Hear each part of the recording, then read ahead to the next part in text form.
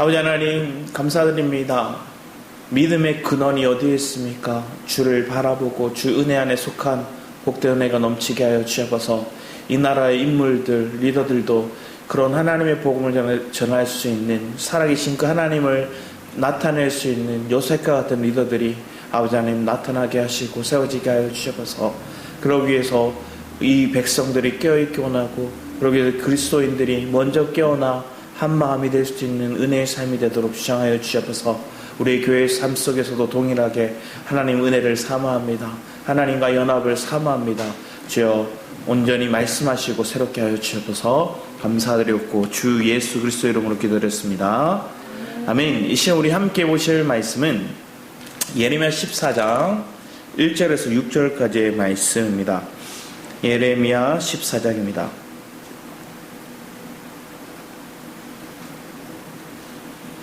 예레미야 14장 1절에서 6절까지 말씀 조금 길지만 우리 한 목소리로 같이 읽었으면 합니다. 같이 읽겠습니다. 가뭄에 대하여 예레미야에게 임한 여호와의 말씀이라. 유다가 슬퍼하며 성문의 무리가 피곤하여 땅 위에서 애통하니 예루살렘의 부르짖음이 위로 오르도다. 기인들은 자기 사람들을 보내어 물을 얻으려 하였으나 그들이 우물에 갔어도 물을 얻지 못하여 빈 그릇으로 돌아오니 부끄럽고 근심하여 그들의 머리를 가리며 땅에 귀가 없어지면서 갈라지니 박하는 자가 부끄러워서 그의 머리를 가리는도다. 들의 암가슴은 새끼를 낳아도 풀이 없으므로 내버리며 들나귀들은 벗은 산 위에 서서 승냥이같이 헐떡이며 풀이 없으므로 눈이 흐려지는도다. 오늘 이 예루살렘 이스라엘 백성, 유다 백성, 특히 그들의 하나님 앞에 범죄함이 전 우주적으로 자연 생태계가 다 메마르고 우리의 하나님 앞에 바로 서지 못한 그 모습으로 인해서 많은 영향력이 세계 곳곳에 온 자연 만물에 퍼진다는 거예요. 내가 땅에 살고 있는 내 삶이 잘못 살았더니 하늘에서 비가 내리지 않게 되는 재앙이 있게 되더라고요. 지난주 말씀을 보면 하나님께 예레미야에게 하나의 퍼포먼스를 하게 하죠. 띠를 사게 하고 그 띠를 저기 유브라데강에 묻게 하고 그 묻었던 걸 또 다시 시간이 지나고 나서 가져오겠는데 썩어서 다 문드러져 가는 그걸 가져오게 함으로 이스라엘 백성들의 한 그들의 모습, 그들 속에 있는 죄를 그렇게 썩어버리고 없어버리게 할 겁니다. 또 그들이 그렇게 썩어버렸던 지난날의 모습들을 되돌리게 하는 거죠. 우리의 실체를 보는 거, 우리가 온전치 않음을 바라볼 수 있는 거, 그래서 하나님 앞에 나를 의탁해 드리는 거. 이제 나는, 내 육체는 전혀 쓸모없다는 걸 인정하는 거. 그럼 나를 부인하고 내 속에 그리스도가 사심을 오늘날에는 또 신약시대에는 고백할 수 있는 것. 여러분의 삶에 그 신약의 고백, 그 은혜의 고백이 있다면 오늘 14장의 말씀을 통해서 하나님이 칼과 기근과 재앙에 대해서 얘기를 해요. 근데 그 나중에도 보면 전염병이라고 또 얘기해요. 그 모든 재앙들이 왜 그들이 받을 수밖에 없었나? 하나님은 분명히 이 백성을 사랑한다 얘기했는데, 하나님은 그들을 택한 백성이라 얘기했는데, 그래서 하나님께서는 선지자들을 통해서 그들에게 하나님의 메시지를 주셨는데 결국은 그들에게 당할 징조들, 당할 재앙들을 다 겪는 게 이스라엘 백성이에요. 이스라엘 백성들은 구약에 나오고 있는 그들의 모습은 하나님이 진노에 대한 재앙의 메시지를 던졌잖아요. 안 받은 게 없어요. 다 받아요. 심지어 포로되어 가고, 심지어 엄청난 기근과 그들이 적군들에 대해서 포위당해서 먹을 게 없는 신세, 그래서 굶어 죽게 생겼을 때 그들 어떻게까지 하느냐. 오늘은 네 자식 잡아먹고 내일은 내 자식 잡아먹고, 이럴 지경이 될 정도로 비참하게 되는 그런 비극적이고 끔찍한 일들이 이 땅 가운데 있었다. 하나님은 그런 기근과 문제를 하나님이라면 안 주실 것 같은데 주시더라는 거예요. 사람들이 착각하는 게 그런 거예요. 하나님이 살아계시다면, 하나님이 우리를 사랑한다면 내가 이렇게 살 수가 없다는 거예요. 내가 이 처지가 될 수 없다는 거예요. 그러니까 하나님은 안 살아계시고 하나님이 살아계시도록 날 사랑하는 게 가짜다 얘기하는 거예요.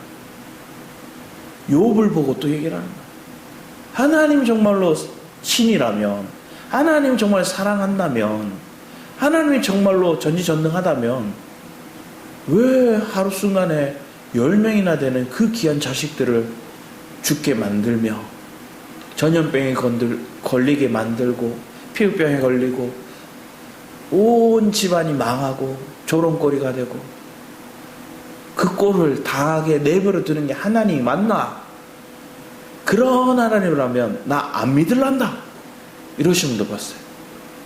욥기 읽다가 화가 나서 못 참겠더란 거예요. 왜? 이런 하나님, 어떻게 이런 하나님, 이런 신이라면 진짜 인격 파탄자다 이렇게 얘기하는 분이 봤어요. 하나님 왜 우리에게 재앙을, 하나님 왜 우리에게 가뭄을, 하나님 왜 우리의 삶 가운데 칼을 허락하시고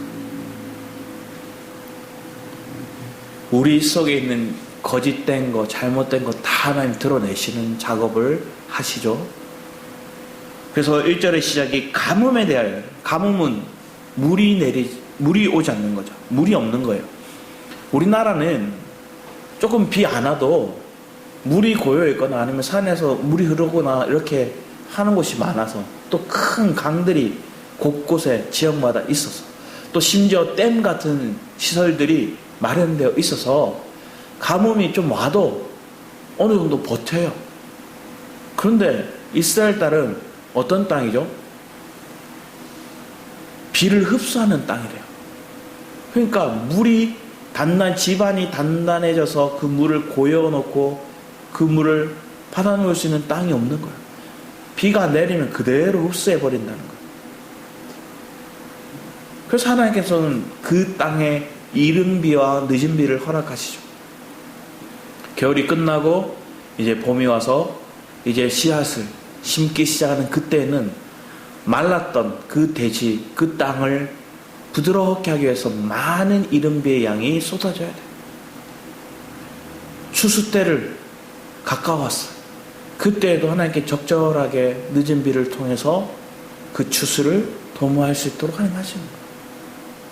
하나님의 역사, 하나님의 인도하심이, 이건 철저히 하나님이 안배하시고 하나님만을 바라보라는 거예요. 하늘을 바라볼 수밖에 없는 거예요. 예전에 농부들이 엄청난 기근이 오니까 하늘을 그렇게 쳐다보더라는 거예요. 쳐다보면 하늘하고 눈싸움 해봤자 우리가 져요. 아무리 선글라스 끼고 눈싸움 해봤자 져요. 근데 그 하늘을 쳐다보면서 막 탓을 하고 원망을 하는 거예요. 근데 우리는 알죠. 이른 비와 늦은 비를 주시는 분이 하나님이시라는 것을. 우리가 신명기 말씀을 잠시 보겠습니다. 신명기 11장 13절 17절 말씀 같이 한번 읽어보겠습니다. 시작. 내가 오늘 너희에게 명하는 내 명령을 너희에게만을 청종하고 너희 하나님 여호와를 사랑하여 마음을 다하고 뜻을 다하여 섬기면 여호와께서 너희 땅에 이른 비 늦은 비를 적당한 때에 내리시리니 너희가 곡식과 포도주와 기름을 얻을 것이요 또 가축을 위하여 들에 풀이 나게 하시리니 내가 먹고 배부를 것이라. 너희는 스스로 삼가라. 두렵건대 마음에 미혹하여 돌이켜 다른 신들을 섬기며 그것에게 절함으로 여호와께서 너희에게 진노하사 하늘을 닫아 비를 내리지 아니하여 땅이 소산을 내지 않게 하심으로 너희가 여호와께서 주신 아름다운 땅에 속히 멸망할까 하니. 이 시기 때, 예레미야 때 어떤 시기죠? 바벨론에 굴복했어요. 바벨론 신들을 섬기기 시작했어요. 그들의 왕 앞에 절하기 시작했어요. 우상 숭배하는 왜? 살려고. 그들이 무서워서.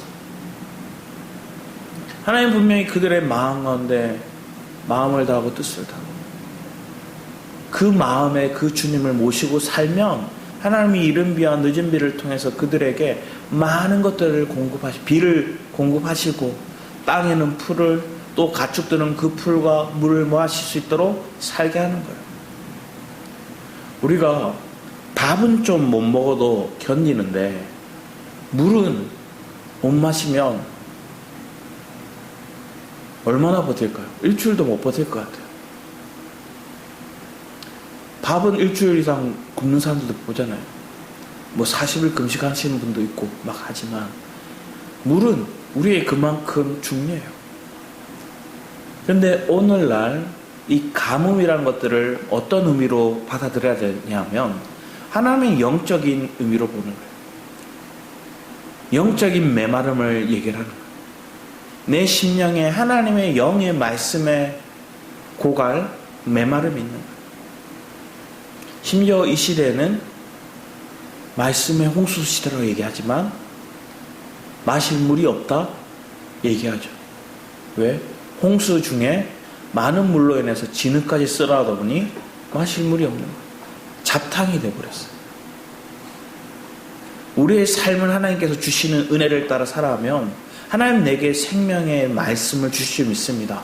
그 말씀이 우리 안에 레마의 말씀으로, 은혜의 말씀으로, 영적인 말씀으로 우리에게 주어질 줄 믿습니다. 그 은혜가, 그 말씀이 나의 마음을, 내 심령을 젖어들면 여러분 뭐 한 거예요? 가뭄이 끝났다는 거예요. 할렐루야. 여러분의 삶 속에 이미 가뭄이 끝났음을 선포합니다. 내가 왜 가뭄이 들었는지를 먼저 생각하다 보면 나도 모르게 하나님의 말씀을 사모하기보다 다른 게 더 좋아 보이는 거예요. 다른 게 더 괜찮아 보이는 거예요. 그러니까 말씀의 자리로 나아가고 영적인 은혜를 사모하는 시간을 찾기보다 우리는 뭐 바쁠까요? 돈 벌기가 바쁘고, 세상 친구들과 즐기기 바쁘고, 내 취미생활 하기 바쁘고, 아니면 내 스펙을 쌓는 데 시간들을 쏟기가 바쁩니다. 때로는 적절하게 그것들을 필요하죠. 준비해야 될 스펙도 필요하고요, 친구와의 관계도 필요하고요, 여유로운 여가를 통한 쉼을 가지는 것도 필요하고. 그런데 이것들이 주객이 전도되어서 내가 하나님의 말씀을 우선순위에 두고 그 말씀을 내 안에 심령에 채우는 일들에 집중하지 못하다 보면 말씀을 듣고 싶은 생각이 내 마음에서 벽을 치더라고요.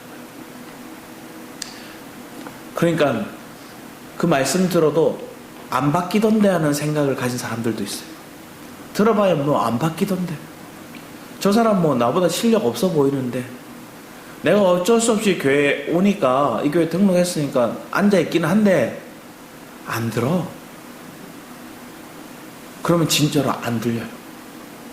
그러면 마음에 뭐가 계속 쌓일까요? 물은 또 우리 안에 씻음이 있어요. 물이 내 안에, 생수가 내 안에 채워지면서 내 안에 더럽게 낀 것들이 씻어 내려가야 되는데 내 믿음이 자라고 있다가 그 믿음의 자리에 쓰레기가 계속 쌓이는 거예요. 노폐물이 계속 쌓이는 거예요. 그런데 은혜로 그 노폐물, 찌꺼기, 죄에 속한 것들, 죄들에 속한 것들, 아니면 나도 모르게 지식적인 것들, 은사적인 것들이 덕지덕지 달라붙어 있는, 씻어내야 할 것들이 오염물로 덕지덕지 붙어 있는. 그러니까 더 답답하고 더 아무런 의미 없이 앉아있는 거예요. 오늘 그런 삶에서 여러분이 벗어나기를 깨어서 기도하기 원합니다. 그러면 그것은 언제 그렇게 되냐면 내 마음이 하나님에 나아가면 그거는 누가 말씀을 전해도 은혜로 되는 거예요. 심지어 막 초등학생이 얘기하는 자기가 받은 은혜를, 자기가 들은 성경 말씀을 나누는데도 은혜를 받아요.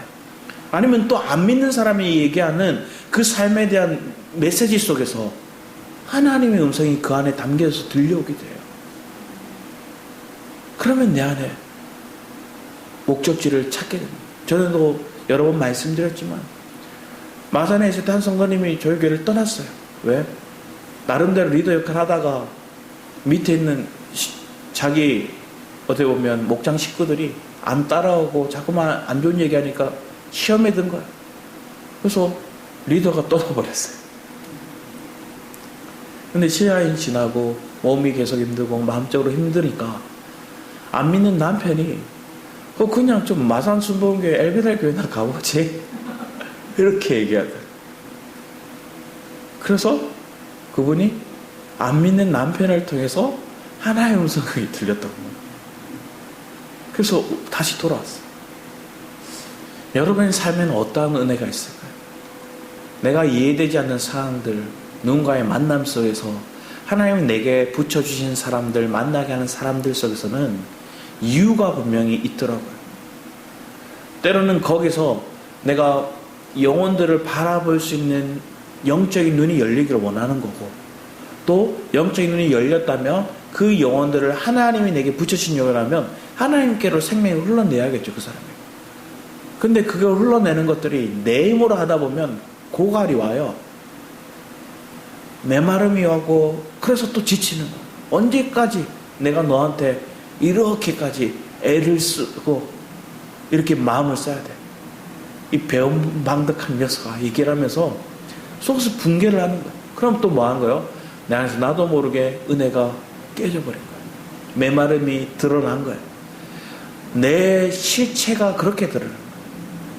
하나님 그 과정을 반복적으로 하시더라고요. 재정의 문제든 사람의 문제든 아니면 내 믿음 안에서의 공동체 안에서 직장 생활의 문제든 여러 요소마다 내 안에 무너지고 아직 훈련되지 못한 것들, 내 안에 아직 가득 그리스도로 채우지 못한 것들이 무엇인지, 여전히 내가 종발이 같이 살아가고 있는 것, 내 실체를 하나님 드러내시더라고요. 근육이 키워지는 과정을 보면 근육은 언제 키워질까요? 막 운동을 하다가 무리해서 막 열심히 하잖아요. 그럼 어느 단계 오면 내 한계치에 이상의 힘을 써야 될 때면 근육이 조금씩 찢어진대요. 그 찢어진 게 또 회복이 되고 찢어지고 회복되고 하면 근육이 커져가는 거예요. 우리는 때로는 고통스럽죠. 그러니까 헬스장 하루만 갔다 와도 한 4일, 3일 막 들어 누워 있는 분들 계시죠. 그러면 또 회복되면 또 가는 거예요. 그러면 되는 거예요. 마찬가지예요. 오늘 헬스장이 돈을 버는 이유는 1년치 막 3개월치, 6개월치 끊어놨고 안 오는 사람들 때문에 돈을 버는 거예요. 끊어놓고 열심히 오는 저 사람들은 돈을 벌게 하는 사람이 아니래요. 오면 기구 계속 써야 되고 또 뭐 하게 될까요? 뭐 씻고 가면 물 써야 되고요. 뭐 더우면 에어컨 또 켜야 되고요. 그런데 끊어놓고 한 보름 왔다가 한 3개월씩 안 오다가 다시 한 이틀 왔다가 또 한 6개월 안 오는 그 사람들 때문에 헬스장이 돈을 번대요. 그런데 우리는 믿음의 자세가 또 이런, 넘어져도 말씀을 듣고 은혜 받았다가 막 열심히 살아보려고 도전해보고 했다가 또 넘어져요. 그러면 내 근육이 찢어진 것 같이 아프기도 하고 지치기도 하고 주저앉아버려요. 그런데 그게 조금씩 회복돼요. 그러면 또 말씀의 자리로 또 가는 거예요. 쉼을 얻는데 내 육체적으로 침대에서 쉼을 들어 누워서 누리는 게 아니라, 내 몸은 조금 고단할지 모르지만 의자가 조금 불편할지 모르지만 말씀의 자리로 나와서 기도의 자리로 나와서, 그래서 내가 또 회복이 되는 거예요. 그럼 그 공급이 반복적으로 일어나고 이것이 내 삶 속에 습관처럼 내 몸에 배이기 시작하고, 때로는 그 습관처럼 배웠던 것들이 내 안에 인격으로 드러나게 되는 어느 시점이 왔을 때 나도 모르게 지난날보다 내가 이기고 내 그릇이 포용할 수 있는 영향력이 더 커졌음을 보게 되죠. 그런 믿음의 도약, 성장이 우리 안에 있기를 축복합니다. 근데 그러기 위해서는 때로는 우리가 뭐가 필요해요? 우리의 역량 이상의 것들을 조금씩 하나님 앞에 기도하다 보면 주시는 감동을 따라 도전해 봐야 되는 거예요. 전에 막 2kg짜리 아령 들다가 오늘 하나님 그거 이제 너무 가볍다 얘기하면 뭐 3kg, 5kg, 나중에는 15kg, 막 20kg. 예전에는 상상치도 못하는 그 무게를 내가 감당하도록 하나님 우리에게 허락하신 줄 있어요. 그때 하나님 두렵고 떨리죠. 안 해봤는데요. 못할 것 같은데요. 우리는 그런 가정들을 하나님 앞에 기도하면서 가지 않으면 깨달아지지도 않고요. 도전하고 싶은 마음도 생기지가 않더라고요. 말씀을 듣는 것으로 끝나지 않고 기도의 자리에서 하나님 앞에 마음을 드리고 하나님 앞에 깨어있고자, 영적으로 깨어있고자 하면 할수록 하나님은 우리에게 거룩한 부담감을 허락하실 줄 믿습니다. 그래서 그 도전들, 그 가정의 믿음을 드러내는 가정들이 내 삶 가운데 있을 때 때로는 순간 우리는 힘들 수도 있죠. 그렇지만 그것을 또한 또 말씀으로, 은혜로 또 풍족히 누리면 또 이겨나가는 거예요. 근데 이스라엘 백성들이 뭘 했을까요? 그걸 못 견뎌 하는 거죠. 그러니까 뭐래요?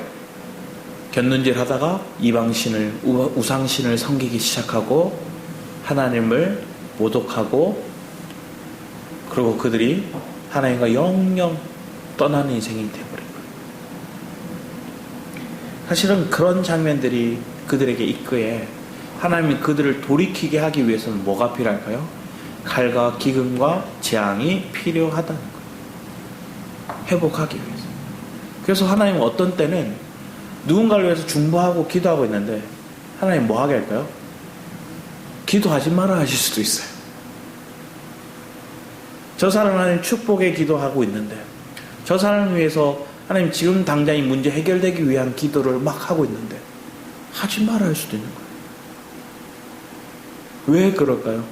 하나님의 은혜의 관점, 하나님의 그들을 향한 계획하심에 있어서는 그 기도가 지금 필요한 게 아니라 지금 그들에게 뭐가 필요해요?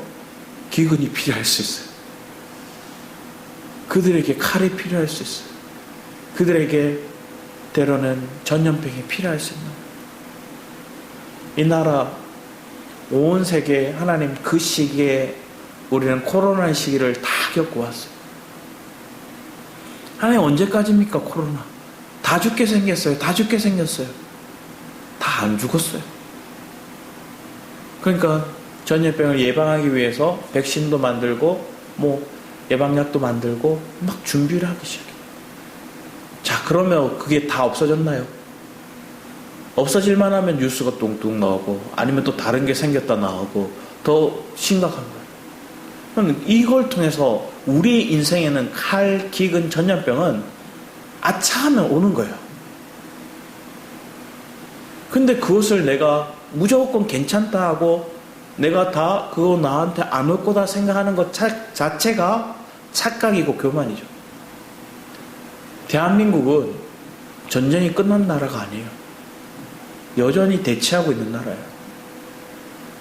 당장 내일 전쟁이 날 수도 있는 곳이 한국이에요. 그래서 외국에서는 북한이 미사일 어디 쐈다 얘기를 하면 한국 사람들, 친한 사람들 막 연락해서 괜찮냐고 물어본대요. 근데 한국 사람은 어때요? 그날 저녁에 오늘 뭐 먹을까 약속 잡아요. 우리는 뭐예요? 별로 무감각해지고 무디어 있어요. 이게 심각한 거죠.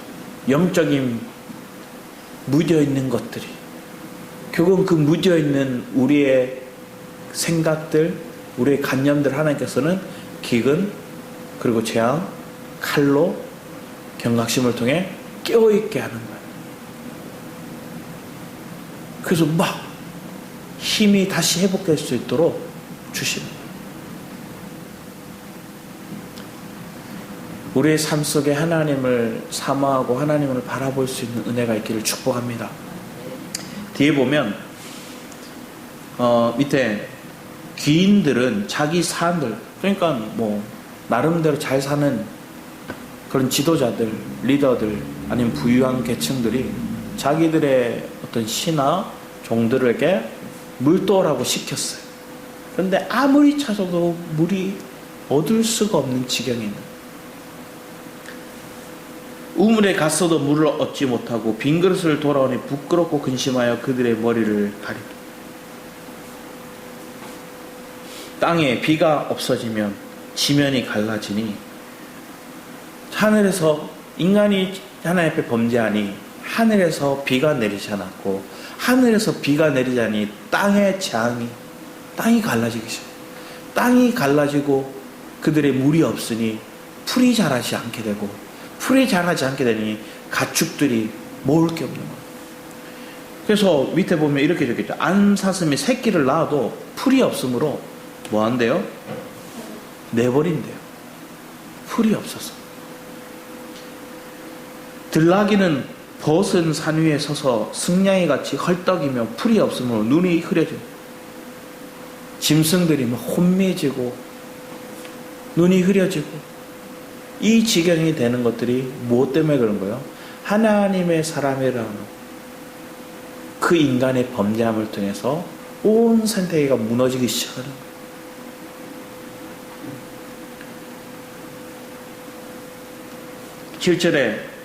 그런데 7절, 8절을 같이 한번 읽어보겠습니다. 9절까지 같이 한번 읽어보겠습니다. 7, 8, 9 시작. 여호와여, 우리의 죄악이 우리에게 대하여 전할지라도 주는 주의 이름을 위하여 일하소서. 우리의 타락함이 많으니 우리가 주께 범죄하였나이다. 이스라엘 소망이시오 고난당한 때 구원자시며 어찌하여 이 땅에서 거류하는 자같이 하룻밤을 유숙하는 나그네같이 하시나이까. 어찌하여 놀란 자 같으시며 구원하지 못하는 용사 같으시나이까. 여호와께 주는 그래도 우리 가운데 계시고 우리는 주의 이름으로 일컬음을 받는 자이오니 우리를 버리지 마옵소서.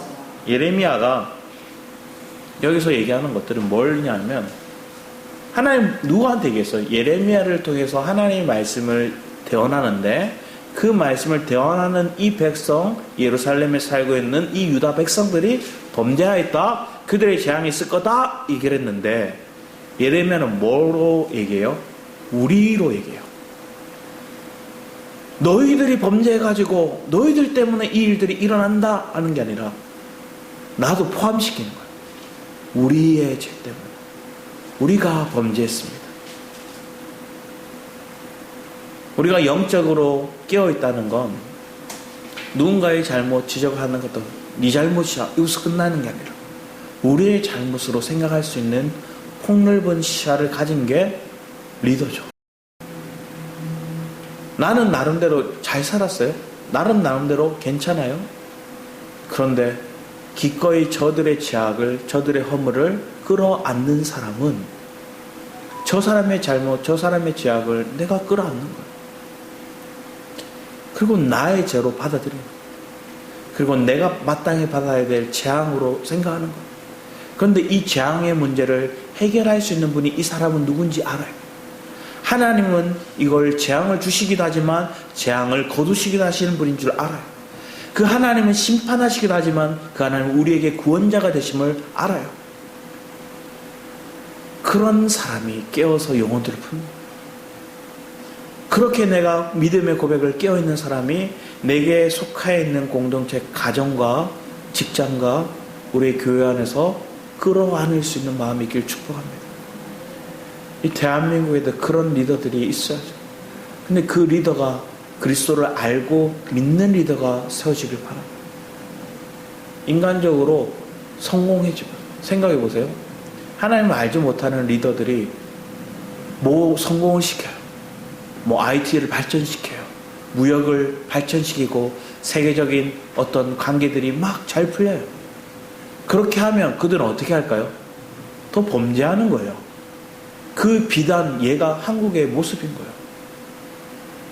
하나님 믿음의 바탕 안에서 바르게 세워지지 않고 축복이 오지 않으면, 하나님을 아는 관계 속에서 이 믿음의 축복이 우리에게 주어지지 않으면 축복이 오히려 저주가 될 수도 있고 그 세상적인 부유함이 하나님을 떠나게 되는 장면이 될 수 있습니다.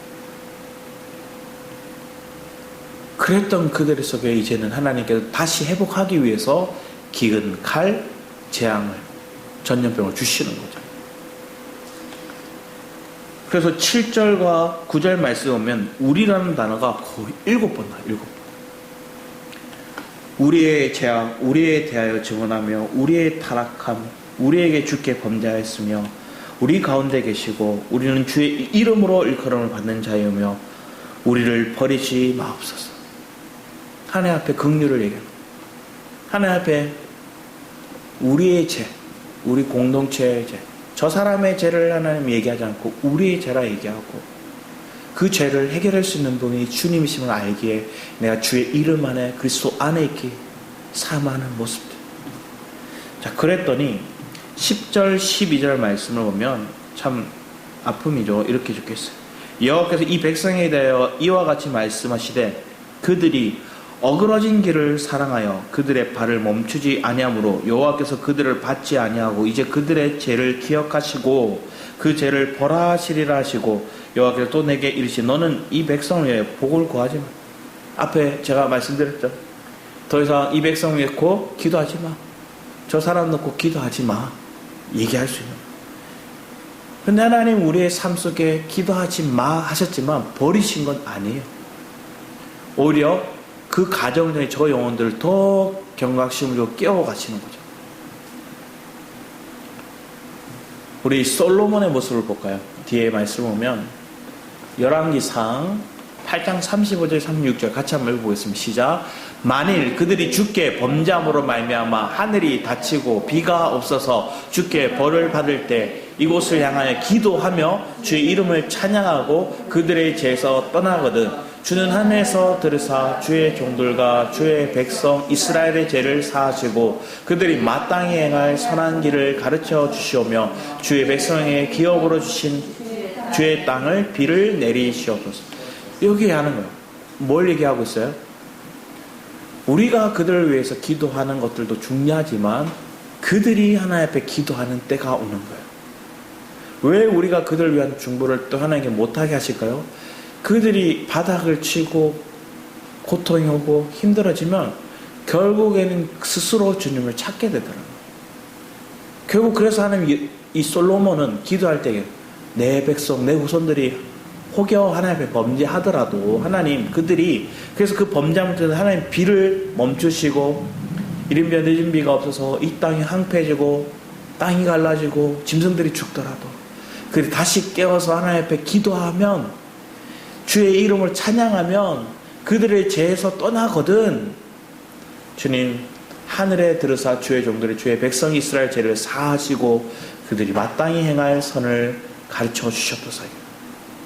그들이 어그러진 길을 간 거예요. 그 길이 뭘까요? 주님이 아닌 세상을 향해 선택한 거예요. 생명이 아닌 지식을 쫓아간 거예요. 그래서 하나님께서는 그들을 바른 길로 이끌어가기 위해서 여러 가지 어려움을 줬다. 그 중에 첫 번째 뭐예요? 가문, 비가, 은혜가 우리에게 주셔지지 않는 거예요. 다시 그들이 주님 앞에 기도하기 시작하는 거예요. 자, 그런데 우리가 기도할 수 있는 것도 배후에 하나님의 역사가 있고요.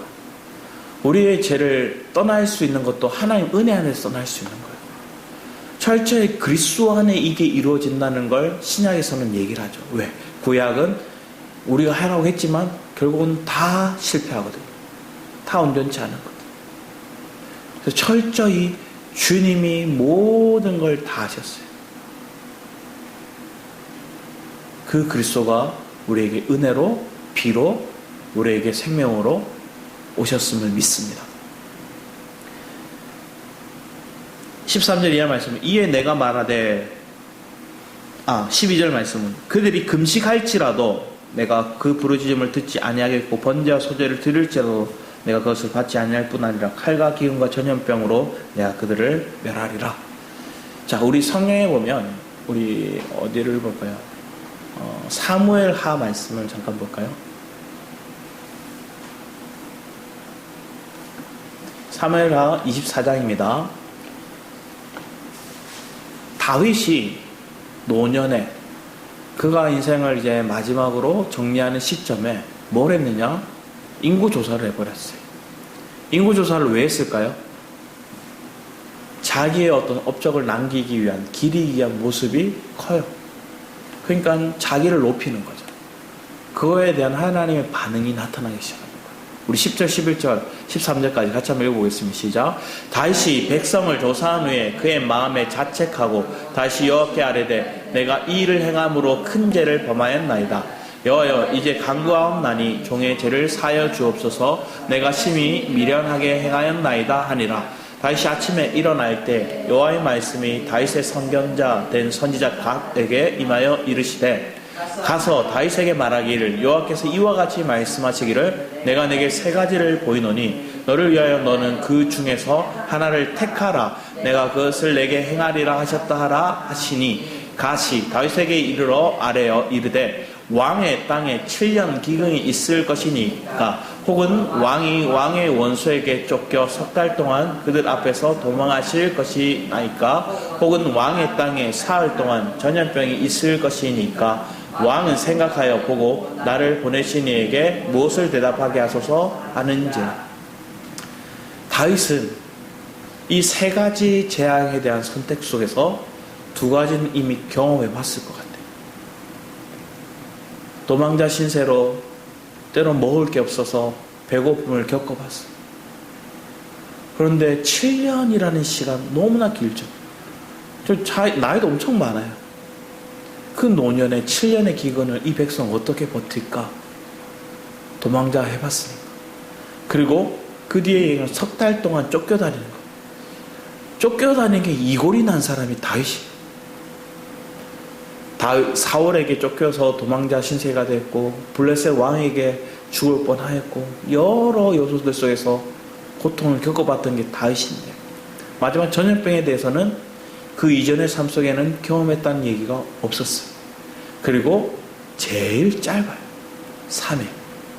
그런데 그 3일 동안 저 단에서부터 브엘세바까지 북에서부터 남까지 온 전역의 사람들이 한순간에 7만 명이 죽어버려요. 아리마대 타작마당 전염병이 시작된 그곳에 다윗은 직접 갑니다. 자기를 드리는 거예요. 우리의 재앙의 문제 앞에서 우리가 받을 수밖에 없는 이 재앙의 문제를 누가 감당해 주셨어요? 그리스도가 감당해 주셨어요. 그러면 그 그리스도의 죽으심이 그 재앙에 대한 모든 대가를 제 삭을 치르셨다는 거예요. 오늘날 신앙의 관점은 이런 관점으로 우리가 다가가기 때문에 더 이상 재앙의 관점으로 우리가 두려움에 떠는 게 아니라 철저히 내가 연약함이 드러났다면 십자가 앞에 나가는 하나님이 이 범죄한 거, 이 제약된 거 이미 십자가에 넘깁니다. 그리고 나는 부활하신 주님으로 다시 살아갑니다. 이 은혜의 고백들이 여러분 안에 있기를 축복합니다. 그러면 여러분 마음의 관점이 이제 바뀌는 거예요. 그게 은혜의 관점으로 바뀌는 거예요. 우리 뒤에 말씀 잠깐 볼까요? 뒤에 없나요? 그러면 어디를 보냐면 우리 로마서 4장 25절 말씀 잠깐 보기 원합니다.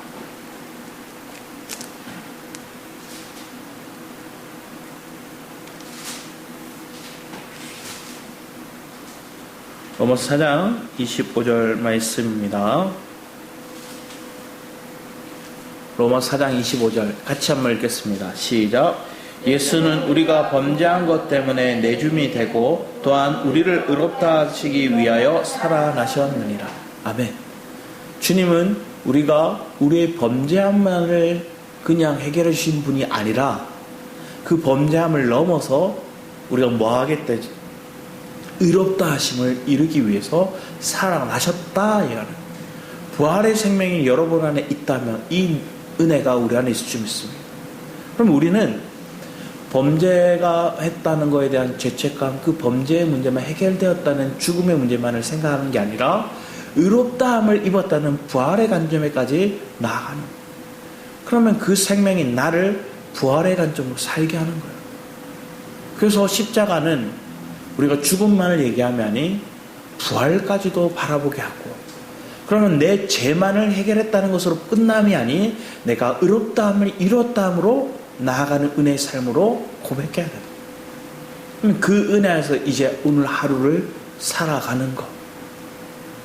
그래서 그 부활의 생명으로 우리가 다시금 깨어서 살아가게 된다면 내 안에 고백되어지는 것들이 지난날에 있던 어떤 나의 우매함과 나의 거짓됨과 나의 부패됨에 짓눌린 채 매일마다 하나님 제가 하면서 막 몹쓸 인간이라 얘기를 하면서 막 주눅 들어서 연민에 빠져서 신세 한탄만 하고 있는 기도를 해서는 안 된다는 거죠.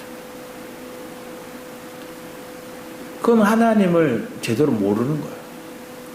믿음의 역사를 그의 삶 속에 적용하지 못하는 거예요.